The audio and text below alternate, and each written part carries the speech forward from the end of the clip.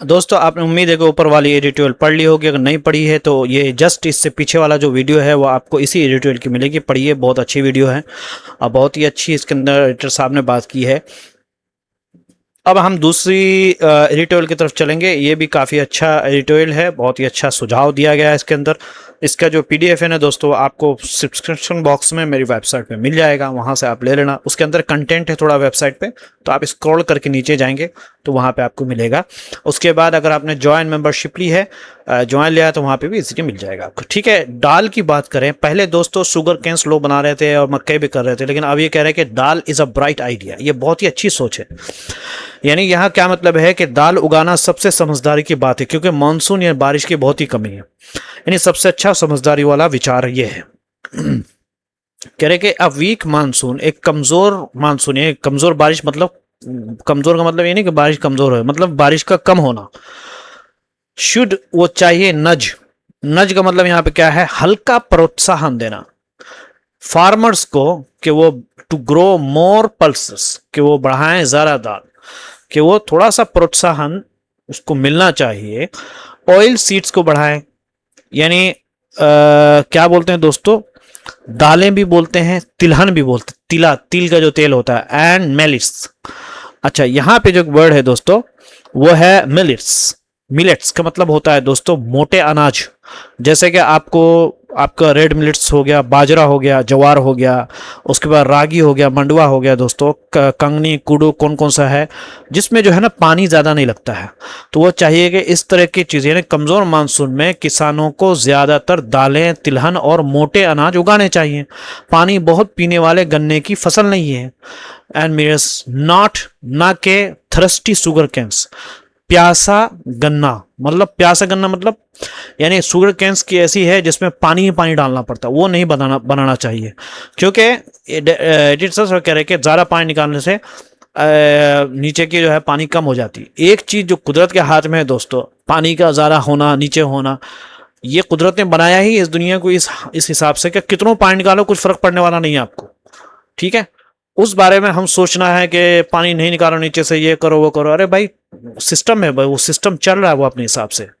So just don't talk about something which is like impossible to change. Yeah, talk about like reality which we can change in our hand.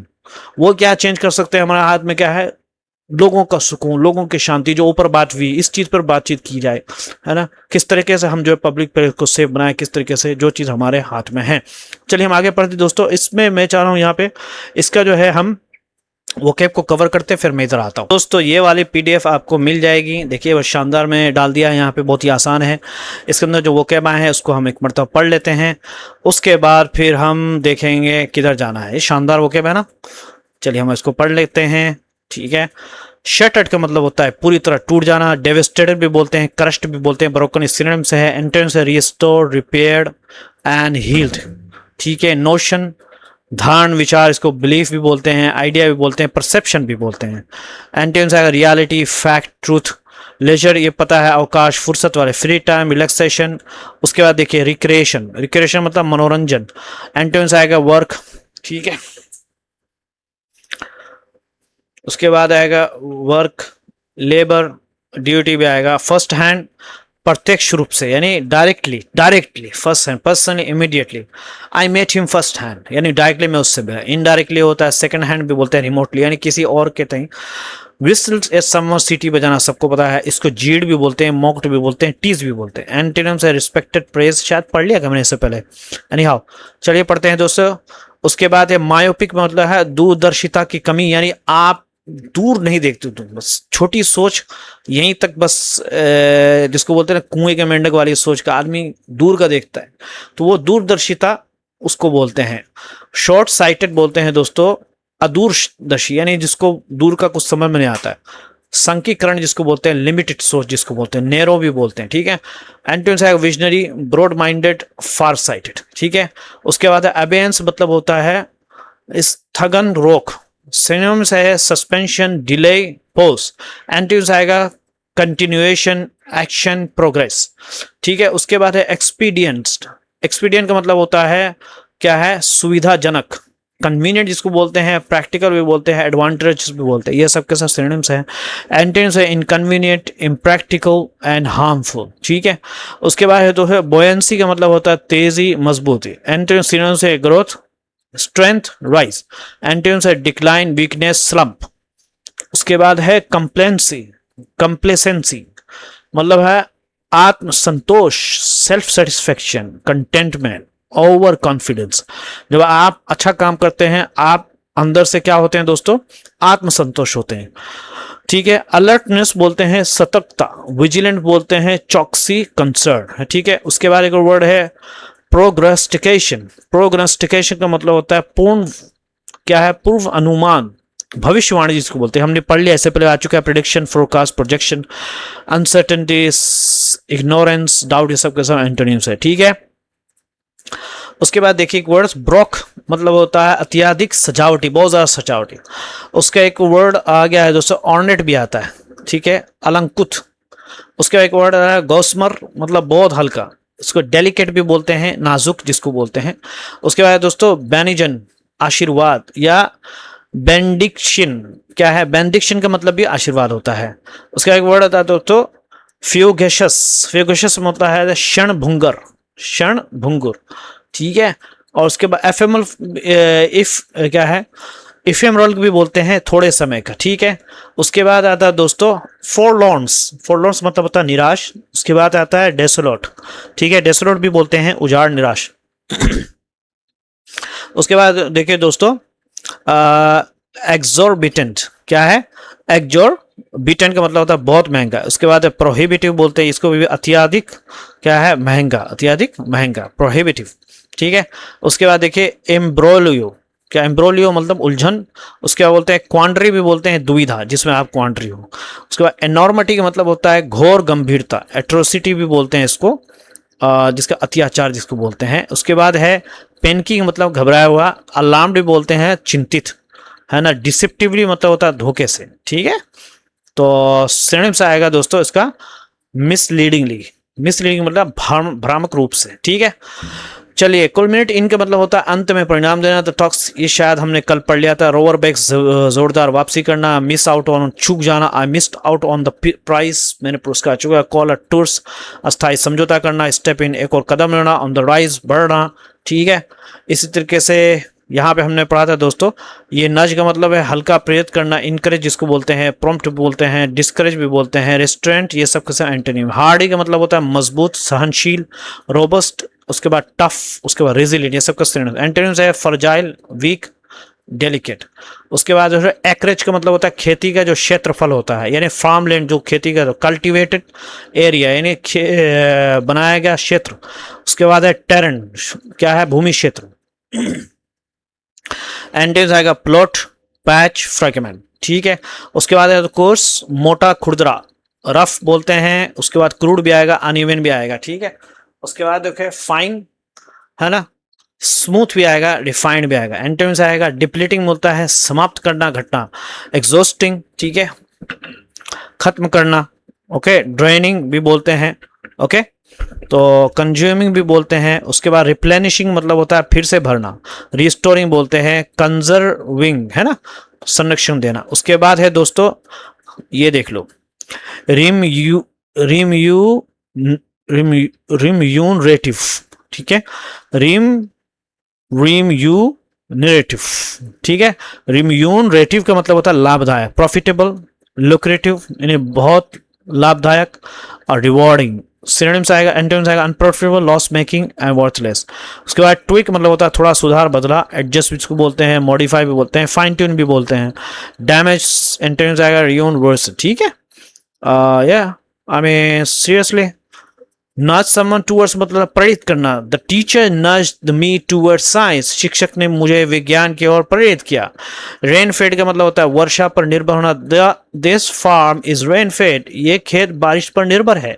Fall sharply मतलब तेजी से गिरना। Sales fall sharply, क्या है दोस्तों, बिखरी तेजी से गिर गई। की सोर्स ऑफ बोलते हैं मुख्य सूत्र, या मिल्क इसकी सोर्स ऑफ कैल्शियम, दूध जो है कैल्शियम का मुख्य स्रोत। मेड थ्रू का मतलब होता है के द्वारा पूरा होना। Our needs are made through farming, हमारी ज़रूरतें खेती से पूरी हो रही है।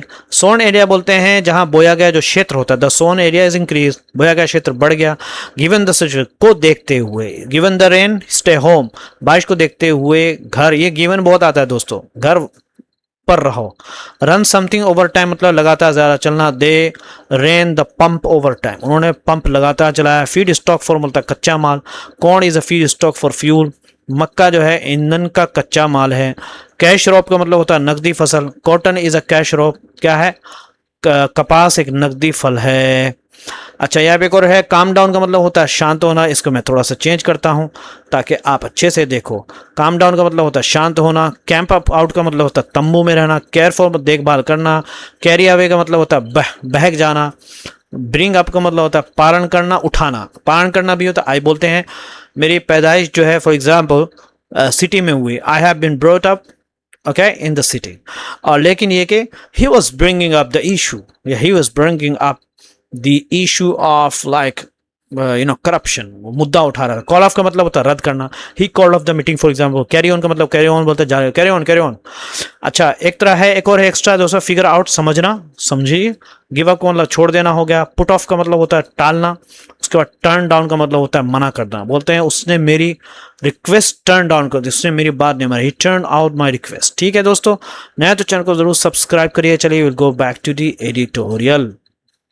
ये मैंने पढ़ लिया था, चलिए हम इसको पढ़ते हैं। वी न्यू यानी पता चल गया, हम जानते थे इन अप्रैल में कि दिस इन अप्रैल, तो इसको और थोड़ा बड़ा करते हैं। Are you able to see my dear now?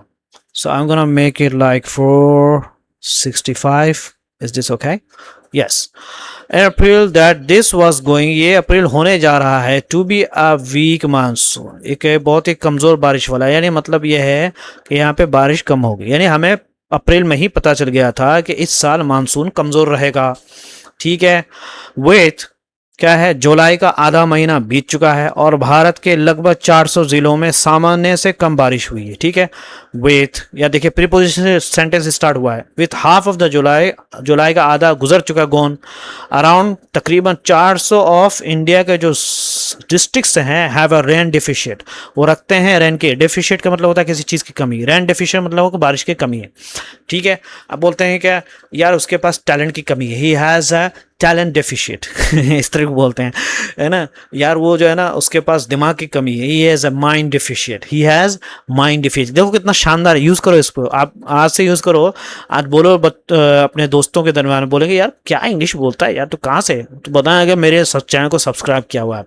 करें कि ये एक चैलेंज है दोस्तों, एक चुनौती है फॉर इंडियन एग्रीकल्चर, इंडिया के फार्मिंग जो विभाग है उसके लिए चैलेंज है दोस्तों।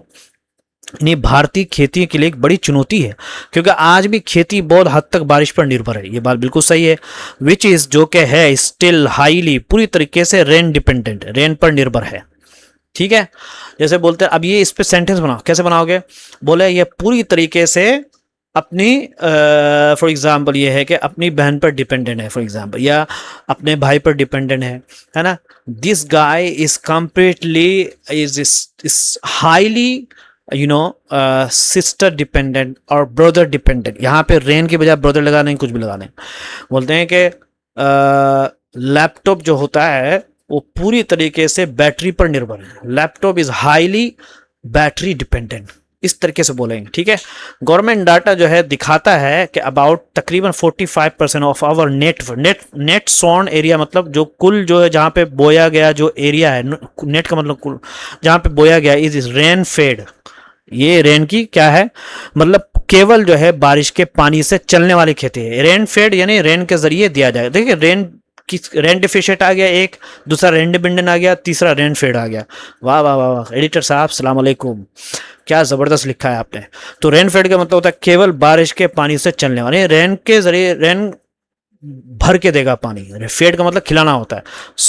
तो दिस वाज एन अपॉर्चुनिटी, एक मौका था दोस्तों फॉर गवर्नमेंट के लिए टू नज फार्मर, के फार्मर्स को प्रोत्साहन करे टूवर्ड्स हार्डी, मुश्किल। हार्डी का मतलब ये क्या, मुश्किल। हार्डी क्रॉप्स मतलब तक कठिन हालत में भी उगने वाली फसलें।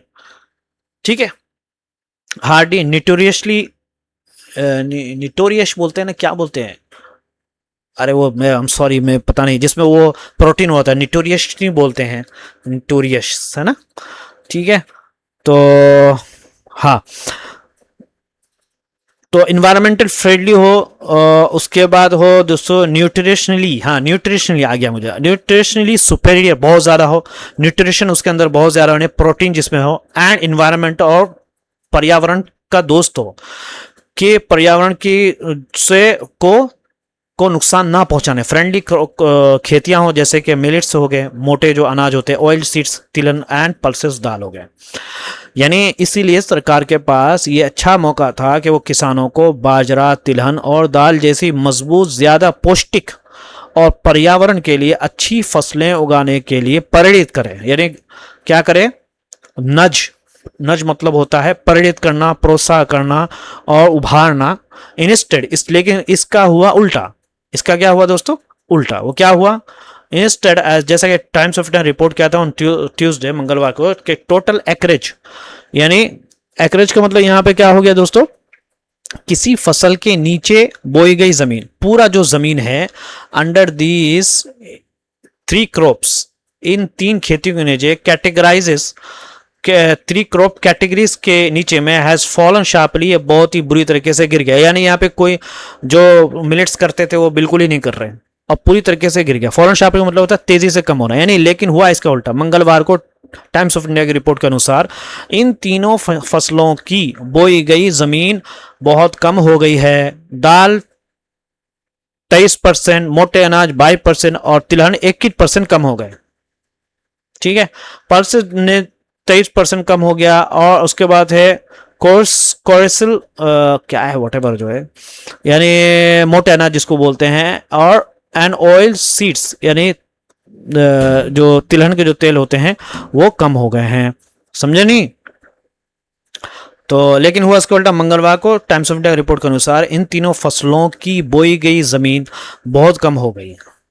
जो बोई गई जमीन है, सोन एरिया, क्रॉप्स 3 कैटेगरी, इन तीनों कैटेगरी, यानी कौन सा जो ऊपर है, पल्सेस, और ये क्या है कोर्स, कैरेसल, क्या है कैरियल्स, व्हाटएवर देख लो आप क्या है, ठीक है।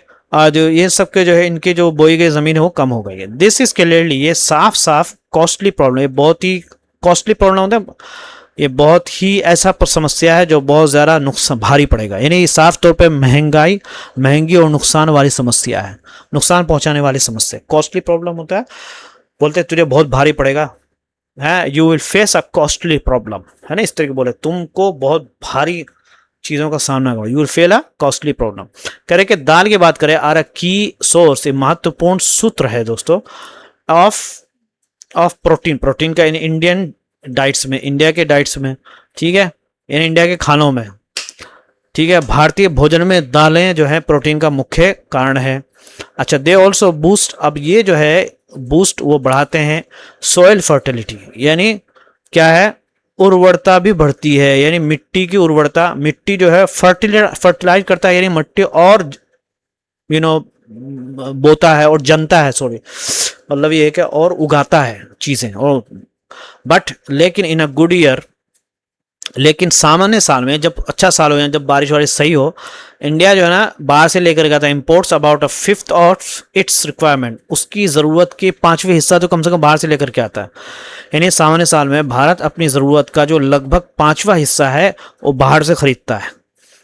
दिस टाइम, इस बार भारत को पहले से कहीं ज़्यादा आयात करना पड़ेगा। दिस टाइम, इस वक्त, इट विल नीड्स को जरूरत पड़ेगा टू इम्पोर्ट मच मोर, बहुत ज़्यादा, और भी ज़्यादा इम्पोर्ट करना पड़ेगा। इसी तरीके से लाइकवाइज अबाउट 55% ऑफ इंडिया का जो एडिबल ऑयल है, एडिबल ऑयल किसको बोलते हैं दोस्तों, ये सीखने की चीज़ है, समझ में आ रहा। यानी इस तरह की क्या है, भारत की खाने वाली जो तेल है, एडिबल ऑयल खाने वाले की जो तेल की ज़रूरत है, रिक्वायरमेंट जो है, इज नॉर्मली, सामान्य हिसाब से मेड थ्रू उसकी ज़रूरत पूरी हो जा रही है, मेड थ्रू इम्पोर्ट करके उस ज़रूरत पूरी हो जा रही है, यानी के द्वारा पूरी हो रही, इम्पोर्ट के द्वारा पूरी हो रही है, मीटिंग थ्रू इम्पोर्ट्स।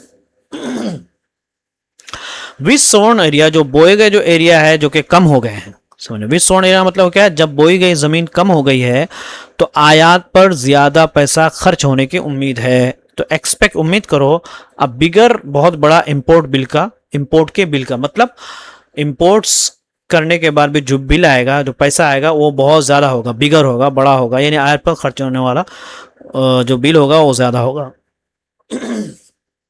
तो यहाँ पे विथ सोन एरिया डाउन का मतलब यहाँ पे एक्चुअल में साथ में, यानी ये बोए गए एरिया के कम होने के साथ, मतलब कम होने के कारण बन जाएगा विथ का माना यहाँ पे, याद रखो। मिलेट्स जो है, अगर हम मिलेट्स की बात करें दोस्तों, बाजरा जैसी फसलें जो है ज़्यादा आयात नहीं होती, लेकिन जब इनका उत्पाद कम होगा तो इनके दाम बढ़ेंगे और इन्हें लोकप्रिय बनने की कोशिश को नुकसान होगा। आरंट अ मेजर इंपोर्ट, ये बहुत ज़्यादा इंपोर्ट नहीं होता, बट लेकिन जब इनका उत्पादन, प्रोडक्शन फॉल्स, गिरेगा, कम होगा, प्राइजेस विल राइज, कीमतें बढ़ेंगी, एंड द कैंपेन, जो अभियान जो है, टू मेक देम पॉपुलर, उनको फेमस बनाने के, विल सफर, उसको नुकसान होगा। समझ में आ रहा? यानी बाजरा को मशहूर करने के चक्कर में है कि भाई लोग खाएं इसको, तो उसका जो एक अभियान जो चल रही है उसको मशहूर बनाने के, उससे क्या होगा, उसका नुकसान होगा। समझ में आना? यहाँ देखिए, ये देखिए सफ़र का इस्तेमाल कैसे किया गया। अब यहाँ पे बोलते हैं, तुम बहुत बोलते हो, है ना, तुम्हारी बेइज्जती हो जाएगी, है ना, यू स्पीक टू मच, या your reputation will suffer, reputation will suffer, यहाँ पे इस तरीके से बोलेंगे। Given the monsoon situation, monsoon की स्थिति को देखते हुए, यानी मानसून की स्थिति को देखते हुए शायद इस कमी का कुछ हिस्सा टालना संभव नहीं था। Perhaps some of this decline, इस कमी का जो कुछ हिस्सा था, कुछ, है ना, is unavoidable, यानी बचा नहीं जा सकता, नहीं, हटाना, इसको टालना, इसको संभव नहीं था। unavoidable बोलते हैं जिसे टाला नहीं जा सकता। बट लेकिन what is shocking is that, लेकिन हैरान करने वाली चीज क्या है दोस्तों, वो ये बात है कि डिस्पाइट द रेन डिफिशियर, बारिश की कमी होने के बावजूद, सोन एरिया, यानी जो बोए हुए जो एरिया थे, अंडर द शुगर केन्स यानी जो गन्ने के अंदर के लिए जो बोए हुए जो जमीन थी, वो क्या हो गया, द मोस्ट, जो सबसे ज्यादा वाटर हंगरी, सबसे ज्यादा पानी पीता है, वाटर हंगरी, पानी का भूखा खेती है ये, हैज इंक्रीज, बढ़ गया। तो क्यों बढ़ा भाई? अब देखिए वाई, क्योंकि why are farmers running their tubewell over time, क्यों जो है जो खेती करने वाले लोग हैं वो पूरे दिन रनिंग देयर ट्यूबवेल, हर वक्त जो है ट्यूबवेल हर वक्त ओवर टाइम चला रहे हैं, हद से ज़्यादा चला रहे हैं, यानी पानी भर रहे हैं। क्यों? डिप्लीटिंग, कम करते हुए, ग्राउंड वाटर को, नीचे की जमीन को कम करते हुए। फॉर दिस कैश क्रॉप, इस कैश क्रॉप के लिए, समझे नहीं? तो मतलब ये है कि और भोजन क्यों खत्म कर रहे हैं, यानी ये क्या है, किसान इस नकदी वाली फसल के लिए, कैश क्रॉप यानी जो नकदी वाली जो फसल है, क्यों कर रहे हैं? तो आंसर है दोस्तों, जवाब है कैश, पैसा है दोस्तों, क्योंकि पैसे की वजह से कर रहे हैं, क्योंकि किसानों को लग रहा है एथेनॉल लोग मिलाए जा रहे हैं दोस्तों, ब्लेंडिंग हो रही खूब दबा के शुगर के। मैंने तो सुना था कि 20 रुपए का गन्ने का जूस ले रहा, आपने देखा होगा वो मीम शायद, है ना, तो मुझे लग रहा है कि शायद गन्ने का जो उसके अंदर डाला जा रहा है, इसलिए किसानों को लग रहा है भाई अब तो हमारा गन्ना बिकेगा, तो इसलिए खूब दबाए जा रहा है, पूरा दिन जो है किसान जो है पूरा दिन पानी चलाए जा रहे हैं। ठीक है, डिप्लीटिंग मतलब होता है कम करना, कैश क्रॉप से मतलब होता है पैसे कमाने वाली फसल, cash crop, for this cash crop, पैसे कमाने वाली फसल। ठीक है, सेंस, क्योंकि पेट्रोल जो है इज नाउ मैंडेटरीली, क्या है, क्योंकि पेट्रोल जो है क्या है, पेट्रोल में 20% एथेनॉल मिलना जरूरी है, मैंडेटरीली सोल्ड, बेचा जाएगा विद 20% एथेनॉल के साथ, जो ब्लेंडेड मिला हुआ होगा एथेनॉल के साथ, एंड और शुगर केन्स की जहां तक बात करें दोस्तों, वो क्या होगा, is a feedstock for that. Feed stock का मतलब क्या हो गया, कच्चा माल, फॉर इट, उसके लिए शुगर केन्स जो है कच्चा माल है। इट्स कल्टीवेशन, उसकी जो खेती होती है दोस्तों, हैज बिकम, वो हो चुका है रिम्यूनरेटिव,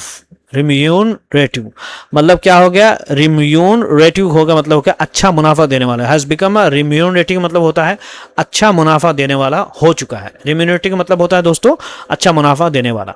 फीड स्टॉक का मतलब होता है तेल, यानी अब पेट्रोल में 20% एथेनॉल मिलना जरूरी है, और एथेनॉल बनाने के लिए गन्ना इस्तेमाल होता है, ये तो सबको पता है, ठीक है। इसलिए गन्ने की खेती अब अच्छी कमाई देने वाली है। It's cultivation has become remunerative, ठीक है, याद रखो, ठीक, यानी अच्छा कमाई देने वाला।